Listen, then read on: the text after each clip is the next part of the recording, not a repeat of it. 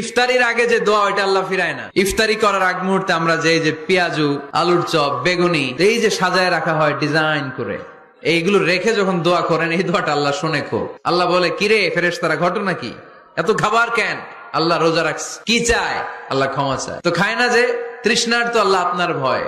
আমারা দেখছে না, আল্লাহ আপনারা দেখে নাই। জান্নাত দেখে নাই, আমার জাহান্নাম দেখেছে আল্লাহ কিন্তু জানে। তারপরে ফেরেশতাদের মুখ থেকে বের করা হবে। সুবহানাল্লাহ পড়েন।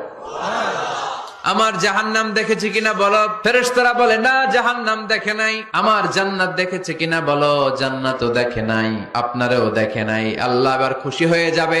আমার খুশির জন্য আমার ভয়ে তৃষ্ণার্ত ক্ষুধার্ত সামনে খাবার হাত বাড়ালেই খেতে পারে, আমার ভয়ে খায় না। আমার ক্ষমা চায়, আমার কাছে ক্ষমা প্রার্থনা করে। এখন আমার বান্দা যা দোয়া করবে, বান্দার সব দোয়া আমি কবুল করে নেব।